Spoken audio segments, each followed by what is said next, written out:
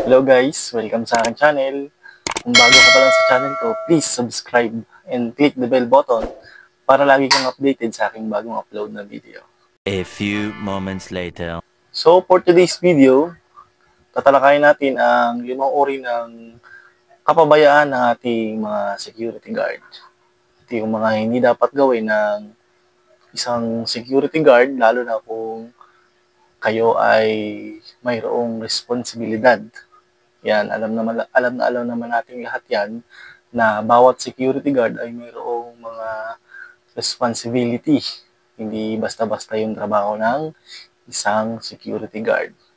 So, nasa inyo lahat ng pinakamataas na responsibilidad. Lalo na kapag kayo ay naka-duty na. Yan, unang-una natin is natutulog habang naka-duty. Yan, sino ba yung natutulog yan habang naka-duty na 5'9"? So, 5'9", gising na muna at makinig ka muna dito sa aking vlog. Ayan, alam nyo ba na ang pagtulog sa duty ay maaaring humantong sa mga late response at sa iba-iba pang mga panganib na sitwasyon. Yan. So, kailangan lagi tayong gising habang naka-duty. So, yan yung una nating uri ng kapabayaan ng mga security guard. Pero hindi ko naman nila lahat kasi meron talaga na gwardiya, alert talaga, hindi talaga natutulog, lalo na sa gabi. Hindi talaga natutulog. Ayan, so saludo tayo dun sa mga security guard na ginagampanan yung trabaho talaga nila bilang isang security guard. Siyempre yung pangalawa natin, yung pag-alis sa ating pwesto habang naka-duty, so hindi natin dapat ginagawa yan mga 5'9", dahil isa yung kapabayaan ng isang gwardiya. Yan, kapabayaan yan. Ang mga bantay ng iba't ibang ahensya ay kailangan kayo ay naroon sa inyong pwesto o sa kanilang pwesto para kung sakaling magkaroon man ng sunog o pasok ng ibang tao na hindi natin kilala, yung mga intruders dyan na gustong magtangka sa ating pwesto, sa ating binabantayang mga property, ito ay agaran nating marirespondehan kung sakaling tayo ay nandoon sa ating pwesto. Kaya kinakailangan na kayong mga 5'9", habang naka-duty, ay huwag na huwag niyong iiwanan basta-basta ang inyong pwesto dahil yan ay maaring maging sanhi ng problema na magre-reflect din sa inyo mga 5'9". Sa madaling salita, at maaaring humantong pa sa mga issue at pananagutan. So yung pangatlo natin na uri ng kapabayaan ay ang pakikipagtalo sa mga customer at syempre sa ating kliyente. So, sino ba dito yung nakikipagtalo sa mga customer at sa ating kliyente? So, hindi natin dapat ginagawa yan. Ang isang professional na security guard ay inaasahang mananatiling cool. Relax lang tayo 5'9". Habang inaasikaso ninyo ang mga customer at ang kliyente. So, dapat chill lang tayo. Lagi tayo sa maximum tolerance. So, lagi tayong dapat ganon mga 5'9". Yan lagi ang itatatak natin sa isipan dahil tayo ay isang professional na security guard. So, ayan.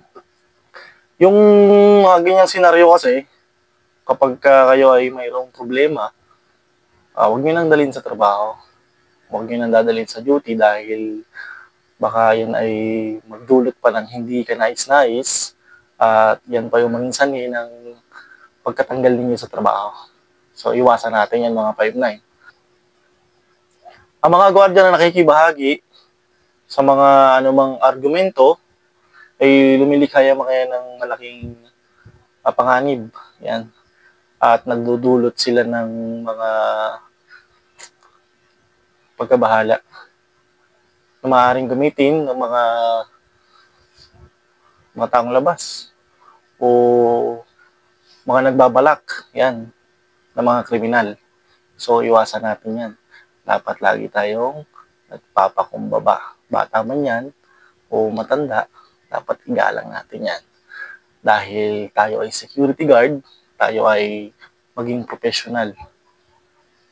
Ayan, yung pang-apat natin, syempre yung pagpasok natin ng late. Sino ba dito yung 5'9 natin na palaging late pumapasok? Aba, kawawa naman yung 5'9 natin na papalitan natin kung sakaling tayo ay shifting. Ayan, so agahan nyo naman kasi pumasok, mga 5'9. Kawawa yung naghihintay na pamilya sa ating 5'9. So, yan, ang pagpasok ng late, kung paminsan-minsan lang yan, ay maaaring katanggap-tanggap pa yan para sa particular na industriya. Ayan, yung mga pwesto na kumbaga ay hindi naman talaga masyadong critical, okay lang yan, katanggap-tanggap yan. Pero kung palagi, aba, habit ng tawag niya. Hindi mo yung katanggap-tanggap. So, iwasan natin yun. Kapag ikaw ay nabigo na makarating ka sa yung post sa tamang oras, mas magiging mataas yung posibilidad na magkaroon ng insidente sa inyong pwesto. Kaya iwasan niyo yung pagpasok ng late, mga 5'9". So, yung ating panglima, ayan, yung panglima natin, yung madalas nating makikinig ng music habang tayo ay naka-duty. Sino ba ditong 5'9 ang nakikinig ng music? Aba, kasarap makinig ng music habang hayahay sa pwesto, abay, ang sarap makinig ng music. So, ayan, yung 5'9 natin dyan, na palaging nakikinig ng music habang naka-duty, yan po ay isang kapabayaan ng gwardiya. Dahil kailangan palaging alerto ang mga security guard. Oo naman, alerto naman ang mga security guard. Ayan. May mga tahimik sa araw o sandali, pero kung saan ay ang lahat ay maaring ligtas, kaya lang ang katotohanan ay ang trabaho, mapanganib ang pagiging isang security guard. Hindi mo inaasahan na may darating na maaaring mangyari anumang oras, kaya dapat alert tayo. Kung ang isang security guard ay nakikinig ng music habang naka-duty, hindi na niya naoobserbahan ang kanyang paligid at isa yan sa kapabayaan ng ating 5'9". Kaya 5'9", huwag nating pababayaan ang ating pwesto, lagi tayong alerto, at sana ay may natutunan kayo sa video na ito, sa maikling vlog ko, at huwag niyo sanang kalimutang i-share sa ating mga 5'9", para magkaroon din sila ng kaalaman sa ating trabaho. Yun lang, mga 5'9", at maraming salamat, and to God be the glory.